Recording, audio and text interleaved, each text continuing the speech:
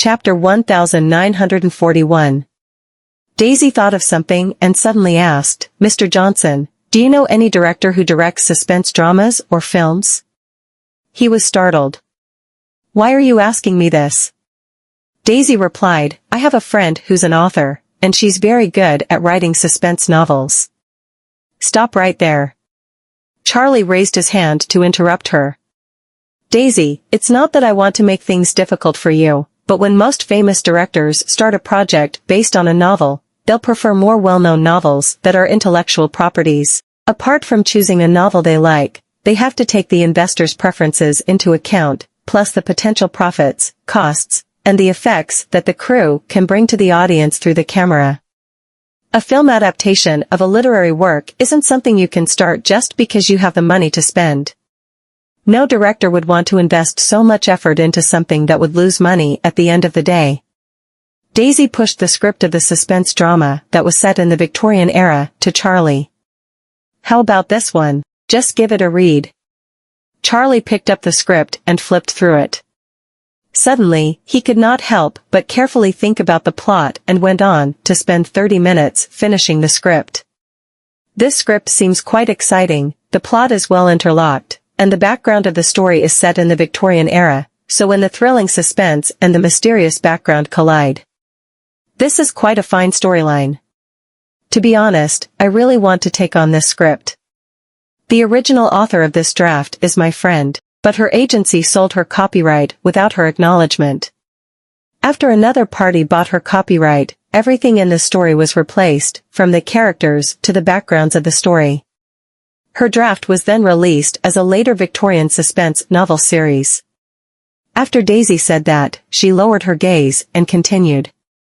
"Although the copyright of this novel belongs to the author who bought the copyright later on, and this intellectual property is selling very well, the other party earned all this honor only because of my friend." Charlie lifted his gaze and glanced at her. "So, are you trying to find a way to help your friend out?" She chuckled. "I only don't want her talent to go unrecognized." "Who's this friend of yours?" "Ah, you know her too." "She's my assistant." Charlie was astonished. Daisy returned to her studio, and as soon as she entered through the door, he saw Knollys sitting on the couch, waiting for her with his legs crossed. He was dressed in a white shirt, and it made him exude an aura that resembled that of a gust of night breeze as it felt sacred and inviolable. She walked over with a smile. "Why are you here?" He lifted his gaze, closed the magazine, placed it beside him, and pulled her closer to him. "To see you." Daisy sat on his thigh and wrapped her arms around his neck. "Did anyone see you?" Knollys paused for a split second and squinted slightly. Daisy responded seriously, "You're so good-looking. What if someone gets to see you and decides to become my love rival?" He smirked and rubbed the tip of her nose. "Are you afraid that I won't be able to deal with those girls?" "You won't be able to deal with all of them as soon as their number skyrockets." After that, she let off a faint snort and turned her face away. Knollys held the back of her hand, raised it, and pecked it. "Daisy, will you blame me if I have to postpone our wedding ceremony temporarily?" She was stunned. "Why?" Knollys lowered his gaze. "It's not the right time for us to have a wedding ceremony now. There are still things that I have to attend to." Daisy looked at him for a moment and lowered her head. "I'm not an unreasonable person. If you can't make it happen for the time being, then we'll just postpone it." Still, a tinge of disappointment was inevitable.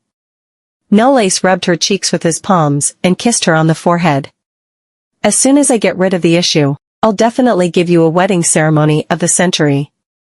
Daisy was astounded again and couldn't help but have an ominous feeling about Knollys. "Knollys, what's bothering you recently?" He took her into his arms, and his eyes dimmed. "It's not something that I can't resolve."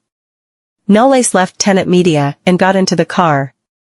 Unfortunately, a man hiding in the distance quickly snapped a photo, and after hiding in the shadows for so long, he finally got a side profile. Chapter 1942.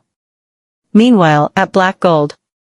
Leonardo handed Colton the copyright contracts of several books that they had signed with an overseas online novel platform company, and asked with a puzzled tone, "Mr. Goldman, what do you plan to do with these contracts, now that you've bought the copyrights of all these books in one go?" He raised his gaze slightly. "This is none of your business. Just tell that company that since I bought all the copyrights, they're not allowed to abuse the hard work of the authors of these books in any name." Colton had made himself clear, so Leonardo did not dare to ask more and could only do as he ordered. He walked out of the office and ran into Giselle at the elevator's entrance. Leonardo smiled and stepped forward. "Miss Peterson." Giselle had a few documents in her hand and nodded. "Mr. Goldman's in, isn't he?" "Yes, are you here to submit the reports?" "However, someone from the finance department will usually deliver them here, so you don't have to do everything yourself." Giselle was a financial supervisor in turn, so she should not be the one who was in charge of such petty tasks as delivering documents. Giselle replied with a smile, "It's okay. After all, I'm here to learn. I can't always trouble others with all sorts of tasks." Leonardo left. Giselle walked toward the administrative office with the documents, stared inward through the glass compartments, and saw Colton looking down as if he was reading something. She knocked on the door, but Colton did not even raise his head. "Come in." Giselle pushed the door open, walked in, placed the documents on the desk, and was about to say something, but her gaze landed on the copyright contract in his hand. He even had a few more of them lying beside him. "Do you like reading novels?" He actually bought the copyright of the novels. "You can say that." Hearing Giselle's voice, Colton put the contract down and picked up the documents that Giselle brought over. "You've already gotten familiar with the finances of a company, so when do you plan to return to Cloud Capital Incorporated?" Giselle's posture stiffened. She forced a smile and asked, "Mr. Goldman, are you trying to chase me away?"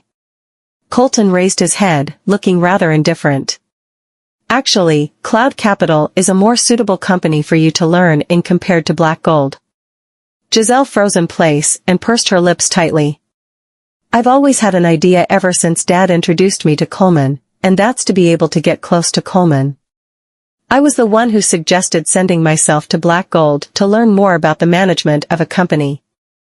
On the surface, I'm here to learn finance management from a large company, but Cloud Capital was never a small company, to begin with. So coming over to Black Gold is nothing but my own selfish thought." But judging from his question, has he seen through my intentions? Giselle remained silent for a moment, then gave off a faint smile. "It seems that you're insisting on asking me to leave." Colton sounded calm and polite. "Don't get me wrong, Miss Peterson. I don't mean to chase you away. After all, you're not Black Gold's employee. So allowing you to work at Black Gold is already the biggest concession that the company can make, and now that you've gotten familiar with how things work, it's only natural for you to return to Cloud Capital." His statement sounded very clear and straightforward. It was not offensive but would not cause any misunderstanding at the same time. But there was another meaning behind it, as he sounded rather vigilant. However, Colton was the only one who knew whether he was worried about any leakage of the company's internal information or something else. Giselle did not try to insist and gave off a slight nod. "I understand. Then I shall extend my appreciation for your care during this period of time." She then left the office with her hands clenched tightly beside her. After watching her leave, Colton lowered his gaze. Although he should not doubt Giselle, he had to be cautious when he learned that his whereabouts had been under close watch recently. At least, it was not the time to let the news about Freya out. In the afternoon, Freya successfully terminated her contract with the overseas online novel platform company, but also lost her copyright. Daisy was exasperated when she heard the news. "This is a straight-up robbery." Chapter 1943. Freya smiled. "It's okay. You're the one who said I'm still young, aren't you? It's not like I can no longer write anymore." Daisy leaned on the back of the couch. "But this still pisses me off. This is nothing but straight-up oppression. I'll let the fact that Freya's copyright still belongs to the company even after the termination of her contract slide, but the main thing is that she can't even get a penny for something that belongs to her. Such a company should just run out of business and go bankrupt. Freya sat down beside her. Daisy, don't you like that script a lot? You should take it. She paused for a bit and lowered her gaze. But, the reason I didn't accept it is that the story's copyright belongs to Freya, yet some other bastard is going to get all her glory because of this. So no matter how much I like the script, I won't accept it.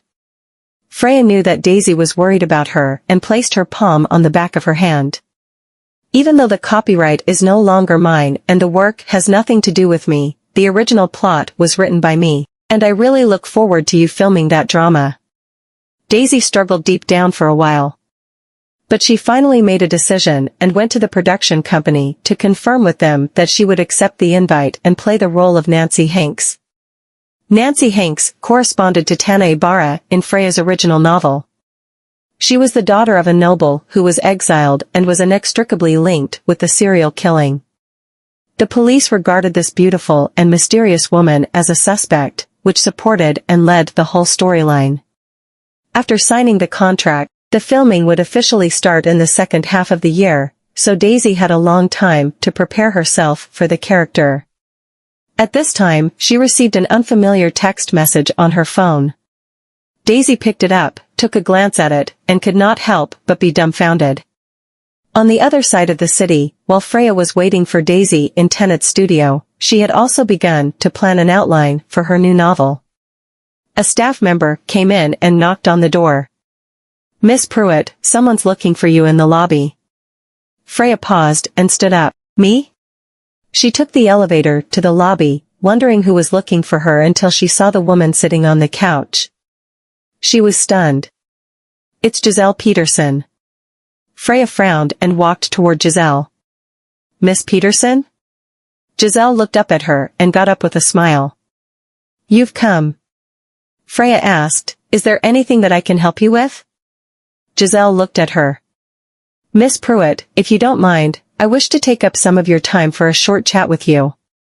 Freya and Giselle headed to a nearby cafe. Freya looked at the afternoon tea on the table and knew that Giselle probably did not come to her only because she wanted to have tea with her. Thus, she took the initiative to start the conversation. Miss Peterson, if you have something to say, you don't have to beat around the bush. Giselle held the teacup and blew the hot steam off the surface of the tea. I know about your relationship with Mr. Goldman. Freya was slightly startled and pursed her lips tightly. However, the both of you haven't made this relationship public. Come to think of it, he should be the reason behind that. Giselle lifted her gaze. Although there was still a smile on her face, a mixture of complicated emotions was flashing across her eyes. Freya clasped her hands together, interlocked her fingers, and smiled. Did he tell you that? Giselle put down the teacup. What do you think, Miss Pruitt? Did you come all the way here to look for me just to confirm this matter? You can say so, she replied casually. After all, I'm very curious about the woman that Mr. Goldman has taken a fancy to. What kind of woman can catch his attention? But I didn't expect to see this today. Freya smiled. You've met me before. Giselle fiddled with her bracelet. We did meet before. But I didn't know about your relationship at that time. Freya did not speak. Giselle and Colton matched each other regarding their identities and statuses. Freya could understand that. And as a woman, she could also see that Giselle had a thing for Colton. Chapter 1944. As such, it was not surprising that she would come to meet her after finding out about her relationship with Colton. Giselle only drank tea, but did not eat anything. Why haven't you made it public? Is there any concern on your part? The question seemed to have a more implicit meaning. If the feelings between two people were sincere and justifiable, they would naturally make their relationship public. And if they chose not to make it public, it was not justifiable, or their family background was too disparate. The atmosphere was silent for a moment, and Freya responded very calmly, why didn't you ask him in person the reason he hasn't made our relationship public? I think that if he was willing to tell you, you wouldn't have to come looking for me. Giselle paused for a split second, seeming a little surprised. She had assumed that Freya would also care about the disparity in their background, which was why she didn't dare to disclose their relationship.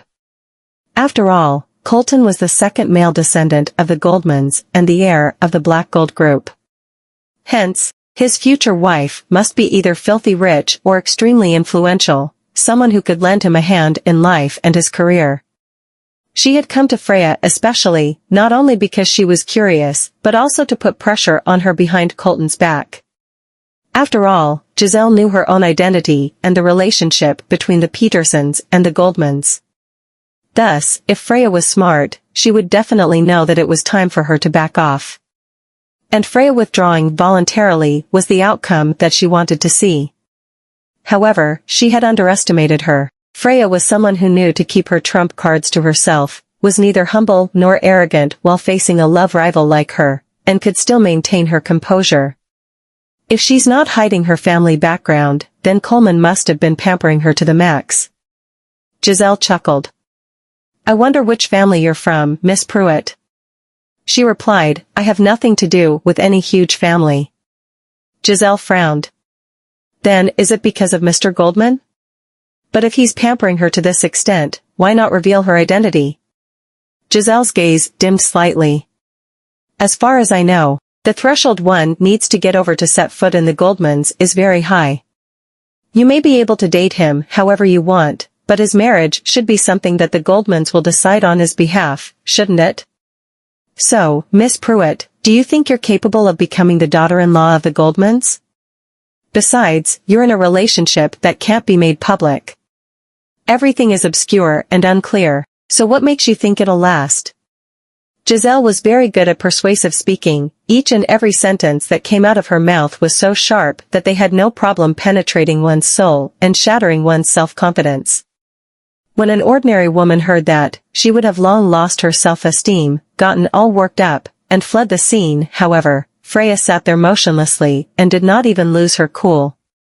After a while, she chuckled instead. Whether I'll marry him and whether he'll want to marry me are two different matters, and I'm still not very into the idea of becoming Mrs. Goldman just yet. So to marry him or not to marry him, I have the final say when it comes to that. It's never his decision to make. Even if he doesn't want to marry me in the end, must I be with him? I don't have high expectations for men because I don't expect myself to need to own a man in order to live. Whether I lose or win in the end doesn't matter to me. I only enjoy the process to the fullest. After saying that, she stood up and propped her arms against the table. Miss Peterson, if he accepts you and you two get together, I'll give you my blessing, but if he doesn't, I shouldn't be the one you come to. Do you really think I'm the problem here? Freya's question choked Giselle. Freya gave off a faint smile. Miss Peterson, it's normal for a woman of your caliber to want to find herself a man of high status, and I also think both your identities and statuses do make you two a good match. However, if you put the blame on me, an innocent woman, when you can't get him to accept you, then I think I'm being wronged here. Besides, I believe that an elegant and generous woman like you should be disdainful of forcibly intervening in a relationship, am I right? I'll pay for this afternoon tea. Freya then picked up her bag and immediately left the location. Giselle was left astonished in the seat as if her thoughts had been seen through, and her face paled slightly. Chapter 1945. However, neither of them noticed that the women in the rear deck had been paying attention to their conversation. Riley removed Maisie's hand covering her mouth and lowered her voice. Holy shit! Your son is dating someone secretly? Moreover, that lady mocked the Petersons' daughter to the point of rendering her speechless. Maisie picked up the fork and picked up one of the desserts on the plate. I've known about it since long ago. She had guessed that the relationship between Colton and Freya was not as simple as it seemed. It was just that she did not expect it to be the case. Riley leaned forward and closer to her. So, are you saying you're siding with the girl Colton likes? I think that girl is very sharp. This is my first time hearing a girl say that she doesn't want to be the daughter-in-law of the Goldmans. Ever since Colton returned to Zlokova and took over the Black Gold Group, some of the famous socialites and celebrities in Bassburg had already made up their minds about whom to marry, and Colton would definitely be their first choice. However, Colton had been very busy in the past 2 years, and no women could be seen surrounding him at all. Riley had assumed he had not thought about it, but who knew that he had been hiding one in the shadows and did not make it public. Maisie pushed her head away. Just how old are you? You're still so into gossiping about others. Riley sneered. Gossiping is all the fun that women can have at this age. How I wish I could bring a poker table and Barbara here for a chat. Maisie was rendered speechless, and she glanced at the empty seat. Freya Pruitt. This girl is worthy of her home country, Yarramore. She's open-minded, and the main thing is that her confidence in herself is something that she provides to herself, not something that she obtained from her family background. She's a free and independent girl with a distinct personality. It's no wonder that Colton would fall for her. In the evening, at the Seaview Villa, Freya was too lazy to cook, so she bought takeaway for dinner and returned to the villa. She had not received a response to the message she had sent to Daisy in the afternoon, and she was wondering whether she had forgotten about it. As soon as she stepped onto the porch, she was startled when she saw Colton sitting on the couch and flipping through the documents. She then calmly changed out of her shoes. Is he here to get back at me for the humiliation from last night? Colton lifted his gaze and frowned when he saw her packed dinner. Can't you cook? She placed the packed dinner on the table. I can, but I'm lazy. He responded with a light hum. Your laziness will surely kill you someday. Freya turned to look at him. Have you come to get even with me? Colton paused and cleared his throat. Come here. She walked forward in confusion, and Colton handed her the contracts in his hand. Freya froze in place for a few seconds and grabbed the stacks of documents from him. She was stunned when she saw the large characters written on the cover of the copyright transfer contracts. The copyright contracts happened to be targeted at the copyright that she had signed off to the Overseas Online Novel Company. Her hands trembled as she held on to the corner of the documents while staring at Colton. Did you buy them? He turned his face away. There's no need to thank me. Sure enough, he heard about my contract termination with the company last night. Freya bit her lip and threw herself into his arms. Everything happened in an instant and out of the blue, so Colton stiffened slightly. Freya's eyes were bloodshot as she hugged him and chuckled. Thank you. The originated from the bottom of her heart. Colton took the opportunity to hug her and sit her on his thigh. That's it? I don't see the sincerity here. She froze for a moment, then asked with a smile, have you had dinner? No. Then I'll cook some for you. Freya pulled herself away and walked into the kitchen. Colton's expression looked calm, but waves were already surging in his heart. He was delighted. All I've done is buy this woman something that's hers, to begin with, and she's already on cloud 9. It seems that it's not too difficult to coax her. He propped his arm against the side of his forehead, leaned against the arm of the couch, and watched as she was chopping the ingredients. The warm yellow light of the kitchen shone down and enveloped her. The light looked soft, making it impossible for him to take his eyes off her. Chapter 1946. The ringing phone pulled Colton back to his senses. Colton picked up the phone and took a glimpse at the caller ID. It was Nolace. He swiped the screen and answered the call. What's the matter? Is Daisy with Freya? Colton was startled. Isn't she in Taylorton? Nole sounded eerily calm. No, and she's not at the Goldman mansion nor Tenet. Not to mention that I can't get through her phone. I believe something must have happened to her. Colton stood up abruptly and suddenly recalled Nola's reminder from before this. Fuck. I've been negligent. I'll send someone over right now. Freya heard Colton was on the phone and guessed it should be Nolace. Could it be Daisy? She asked, did something happen to Daisy? He picked up his coat and strode to the entryway. Something might have happened to her. I have to leave now. Freya froze in place. She subconsciously took out her cell phone and stared at the message she had sent to Daisy in the afternoon. Daisy had not replied to her yet. She called Daisy's number, and it showed that the user was busy and could not answer the call. On the other side of the city, Nole stood in front of the car and called Edison. The latter claimed that Donald was nowhere to be seen in Bassburg. Donald is out of the equation. What's more, even if he's in Bassburg now, it's impossible for him to be able to get to the bottom of my relationship with Daisy so quickly before exposing his identity. But if something were to happen to Daisy, who would benefit the most? Nolace clenched his phone tightly, and the names of the two people flashed across his mind. Mitchell Santos and Susan Hotch. His gaze dimmed, and he said to Edison, "Where are Mitchell Santos and Susan Hotch? Get me their location now." There were narrow corridors and dim lights in a rental house neighborhood near the suburbs. The exterior of the rough old houses was only painted with a layer of paint. The room's lighting was extremely poor, and the atmosphere was damp and cold. Daisy slowly opened her eyes, and the silhouette that appeared right in front of her gradually came into focus. It was Susan. Like her, Susan's hands and feet were tied, but she had not woken up yet. Daisy frowned. She vaguely remembered receiving a text message asking her to meet and talk on the grounds of exposing Nolace.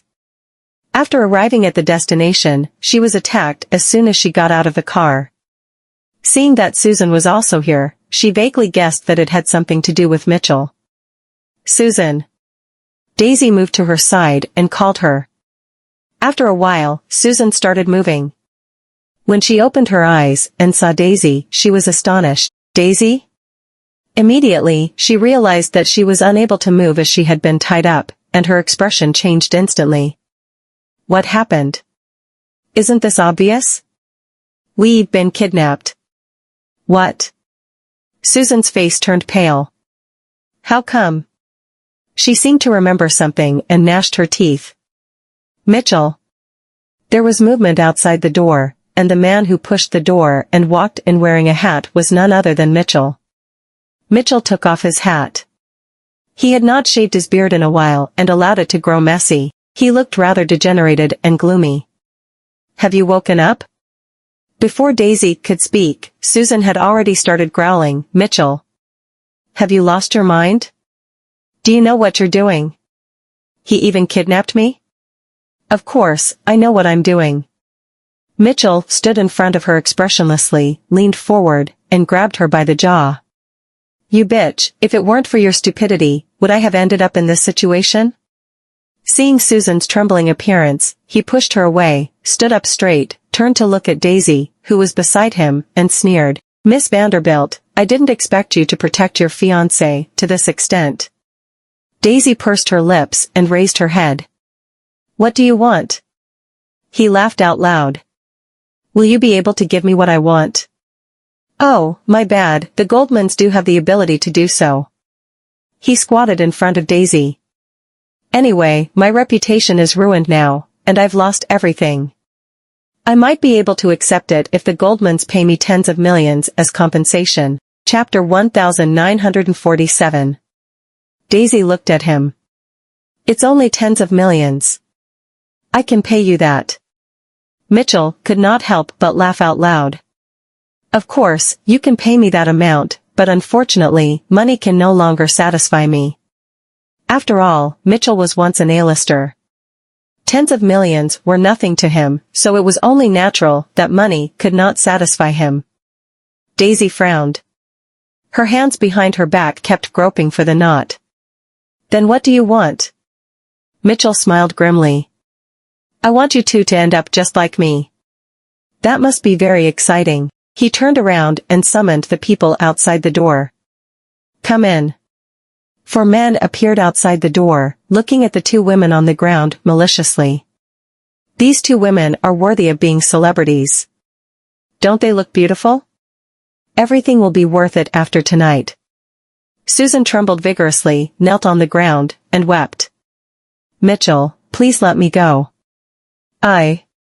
I'm all yours to command, okay? Mitchell stopped in front of her and watched as she begged him. He then stretched out his hand and tugged her hair all of a sudden, and she screamed in pain. Mitchell leaned over and approached her. Bitch, you now know that you should kneel and beg me? What happened to the arrogance that I got from you back then? Do you really think you're so precious that I can't live without you? Susan's shoulders trembled, all blood was drained away from her cheeks, and her tears could not stop rolling down her face. I know I was wrong, Mitchell. I promise that I won't ruin your plan ever again in the future. I'll listen to whatever you say, so please don't let them come at me. Facing her pleading, Mitchell did not even give off a trace of emotion on his face. Instead, there was a morbid and rampant pride. It's too late for you to beg me now. He pulled her up hard and pushed her toward those men. Susan fell to the ground and cried when she saw those men approaching her. Don't touch me. Please don't. Daisy looked at the scene that was unfolding right in front of her eyes. Those people exuded a cruel vibe as they were tearing Susan's clothes apart frantically, and her face paled slightly. If this goes on like this, things will go south really quickly. Mitchell, don't repeat your mistakes. What you're doing is against the law.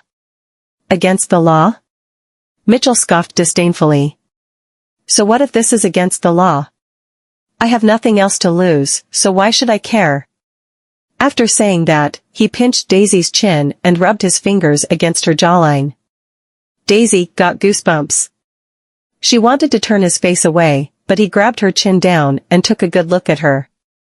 Speaking of which, you do look much better than Susan does. It's no wonder they were calling you the Aphrodite back when you were in college. It'd be a pity to leave you to them. He licked the corners of his lips. If the Goldmans knew that I'm the one who ruined the precious princess that they've been holding in their hands all this while, what would they do with me? And would your man dislike you after this? Her pupils constricted slightly as she struggled to break free from his grasp. Don't you dare touch me. Mitchell, who got knocked away, laughed out loud instead of getting displeased. Wow, spicy. I love women of such temperaments. He grabbed Daisy's shoulders and pushed her down. He wanted to kiss her, but Daisy turned her face away and kicked him. Mitchell's patience had been exhausted. He grabbed her hair, and his eyes looked fierce and murderous. I would strongly advise you to stop fighting back.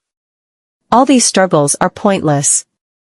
Daisy ignored her lacerated fingers and tore the rope apart. She then turned over, sat up, headbutted him, and quickly coiled the rope around his neck. Mitchell, who was restrained, lost all mobility in an instant. Daisy took the opportunity to throw him to the ground while the four men were startled, stopped, got up, and charged toward her. She dodged a man's fist, swiftly grabbed the man's arm, and slammed him to the ground with a shoulder throw. The two men behind her pounced on her from behind and grasped her arms. However, she did a backflip and flung both of them to the ground at the same time. Chapter 1948. Ignoring the excruciating pain that Daisy was feeling, she got up quickly, wrapped her clothes around Susan, dragged her up, and ran out the door. The men who got up behind them went after them. Don't let those two bitches get away. Daisy ran downstairs with Susan, and the people behind her chased after them. Daisy did not stop running away until a stick hit her in the leg, and she fell to the ground. She turned around, and the man who was coming after them was already standing behind her. He panted and gave off a fierce smirk. Did I tell you to run? You bitches. Daisy felt for the stick on the ground, gnashed her teeth, and stood up. The assault from just now caused her legs to tremble. The pain was so acute that it felt as if her bones had broken and her ligaments had torn. She clenched the stick tightly and was about to hit the man with it. The man wanted to dodge the attack subconsciously, but in the next second, Daisy was pinned down, and the stick was dropped from her hand. She was astounded and looked back at Susan, who rammed into her. Susan wrapped herself in Daisy's clothes and bowed her head, so Daisy could not see her expression clearly. Daisy roared, Susan Hotch. What do you think you're doing? Susan laughed, lifted her head ruthlessly, and her eyes were bloodshot. Daisy, you must suffer the same way as I just did. How can you get out of this incident without being tainted while I've already been defiled? This isn't fair. After saying that, she pounced at the feet of the two men and begged them with a smile, I've helped you to keep her here. You haven't gotten your chance to lay your fingers on this woman, have you? I'll hand her to you, so please let me go. The two men exchanged gazes. Bitch, you're quite a sensible one, but you want us to let you go? Do you think we're dumb? Susan's smile gradually stiffened. The man walked up to Daisy, grabbed her hair, and slapped her. You injured a few of us. If we don't give it to you bad enough today, we'll feel sorry for ourselves. Blood oozed out of Daisy's mouth through the corner of her lips, and her fair cheek looked severely flushed and swollen. The sound of clothes tearing pierced through the stagnant air in the room. Daisy's clothes were torn into pieces, and her skin was exposed under the dimmed lights. Her vision blurred as she stared into the dark night sky, and her gaze blanked out gradually. Suddenly, Daisy returned to her senses and poked the man's eyeballs with her fingers. The sudden pain caused the man to fall back immediately. He covered his eyes, and blood spilled from the gaps between his fingers. The severe and agonizing pain hit him in only an instant, and he rolled on the ground in pain. Arg! Ah! My eyes! When the other man saw this, he raised his hand and swung it at her. You fucking bitch, how dare you! Before his hand landed on her, a strong beam of light flickered in front of him all of a sudden. The next thing that caught his attention was the numerous cars that surrounded the alley and the troop of men in black that appeared. The man was so scared that he froze in place and did not dare to make a sound. Knowles got out of the car, and when the embarrassing situation that Daisy was in caught his eye, his expression turned gloomy and cold in an instant. Susan was dumbfounded. Who's this man? He looks so handsome. Not to mention James, I can't even find a male celebrity in the industry that can go against him appearance-wise. But whoever it is, perhaps he can save me. Susan rushed toward Knowles, knelt next to his feet, and begged with a pitiful voice, Sir, please save me. As long as you save me, I'll do whatever you want me to do. Knowles did not even look at her and walked straight toward Daisy. As soon as the man stood up, Knowles kicked him away, and he fell backward to the ground and was unable to get. One of the men in black stepped forward and subdued him on the ground. Knowles took off his coat, held Daisy in his arms, wrapped it around her, and stroked her swollen cheeks with his palm. His fingers stiffened. Daisy leaned feebly in his arms, trembling from head to toe. I thought I would never see you again, Nolly. I'm so tired, and it hurts so bad. Chapter 1949. Knowles tightened his embrace, and he pressed his warm lips against her forehead as he held back his emotions. Close your eyes and rest for a bit first. Everything will be fine soon. Daisy nodded, leaned against his chest, and closed her eyes. Colton arrived in a hurry. Daisy. Knowles picked her up and handed her to Colton. Send her to the hospital. I'll take care of the matter here. Upon seeing Daisy's condition and the injuries that she had suffered, Colton's heart skipped a beat. His expression dimmed, and he gnashed his teeth, took her into his arms, and immediately carried her into the car. Susan's face was as pale as death. That's actually the second son of the Goldmans, which means they're here for Daisy. If they learn that it's game over for me. She then thought of something, got up, and came to Knowles' side. Sir, Mitchell is the one behind this incident. He kidnapped Daisy and me, and Daisy was hurt only because she tried to save me. Knowles glanced at her. His gaze looked cold and stern as if his eyes were covered by frost. Susan could not help but tremble and subconsciously took 2 steps backward.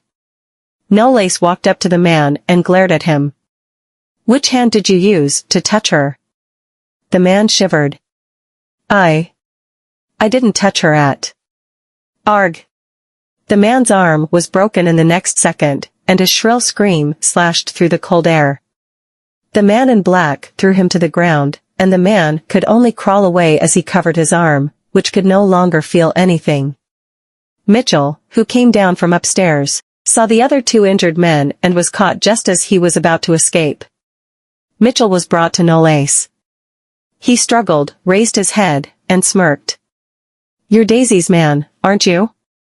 Haha, what a pity. You're already too late. Your woman has already been, ugh." Before he could finish speaking, Knowles strangled him by his neck. Knowles stared into his soul with his cold glare. "If you want to dance with death, I won't stop you." He then pushed him away, and Mitchell fell to the ground. Before he could react, Knowles waved his hand at one of the men in black and ordered, "Break his legs," and the thing between them. Mitchell's expression froze, and he stepped back subconsciously. "You. What do you think you're doing? Don't you dare take another step nearer. Don't, ah." What happened to Mitchell made the other two men kneel on the ground in fright. "Forgive me. He instigated everything that we've done. We're all forced to do all this. Please forgive us." "How could I possibly forgive you?" Knowles snorted, but his face was expressionless. He then turned his head, and his eyes landed on both of them. "I'll definitely treat you too well." The men in black took them all away. Susan wanted to take the opportunity to escape, but Edison stopped her. "Where do you think you're going, Miss Hotch?" Susan's expression changed instantly, and her body trembled vigorously. At this time at the hospital, Daisy was being examined for injuries in the ward. Colton was sitting on the bench in the corridor. In addition to being nervous, he was blaming himself more. Maisie and Nolan rushed to the hospital after receiving the news. "Where's Daisy?" Colton got up. "Mom, Dad." Maisie stopped in front of him, grabbed his arm, and asked, "How could Daisy be kidnapped, and what happened? Tell me everything now." Colton lowered his gaze and had no choice but to tell her everything. Maisie trembled with anger. "Mitchell Santos. He actually has the balls to kidnap my daughter." She turned around and was about to go to Mitchell to teach him a lesson, but Nolan held her back. "Z, calm down." Maisie flung his hand off and pointed to the ward. "Our daughter is lying in there. How do you expect me to calm down?" Nolan sighed and wrapped his arm around her shoulders. "Z, he won't be able to get away with this. So the most important thing now is to wait for Daisy's injury report." Chapter 1950. Colton added, "Yes, Mom. Knowles has stayed back at the scene to deal with them. There's no way that they're getting away with this." Maisie took a deep breath to calm herself down. At that moment, the doctor came out of the ward. Nolan stepped forward and asked, "How's my daughter doing?" The doctor replied, "There are a few mild bone fractures and traumas, but fortunately, they didn't harm any vital organ. The patient will need some time to recuperate, and..." He paused for a few seconds and said softly, "Other than that, the patient hasn't been violated, so please don't worry about that." Daisy was sent to the hospital with her clothes in pieces and a mess. Thus, everyone knew and understood what had happened. It was only natural for the doctor to examine that and give her family a detailed explanation. Once there was such a possibility, he would have to call the police immediately after extracting the semen of the suspect. In the eyes of doctors, reputation had always been far less important than one's life. Women, in particular, should not feel ashamed and dare not call the police when they fall victim to such an incident. Maisie pushed open the door and stepped into the ward. Daisy was still lying on the bed, unconscious. Her skin was so tender that the marks and bruises on her cheeks had yet to disappear. Nolan stopped beside Maisie, placed his arm around her shoulders, and comforted her silently. The next day, Daisy slowly opened her eyes, woke up, and vaguely saw the person sitting beside the bed. His facial outline went from blurry to clear in her line of sight until she could clearly see Knowles leaning against the bed. His eyes were closed, and he was resting as if he had been there all night. Her dry lips moved. "Knowles. Knowles opened his eyes as soon as he heard some movement and gently held her hand. Daisy, you've woken up. How do you feel? Is everything all right? She shook her head. I'm just thirsty. Okay. Knowles got up, poured a glass of water for her, sat down on the edge of the bed, and helped her up. Daisy grabbed the glass from him by herself and drank very quickly, but she choked on the water and started coughing. Knowles patted her back, took the water glass, placed it on the table, and said helplessly, "You always know how to make others worry. You actually had the guts to jump into such a blatant trap that Mitchell had set up. If I had arrived there a little too late." His gaze was fixed on her slightly pale face, and he pursed his lips. "If I were to arrive slightly later, I might have even killed everyone on the spot." Daisy leaned in his arms. "I didn't want him to expose your photos." He paused for a split second, lowered his gaze, and rested his chin on the top of her head. "Daisy, I'm sorry." She wondered.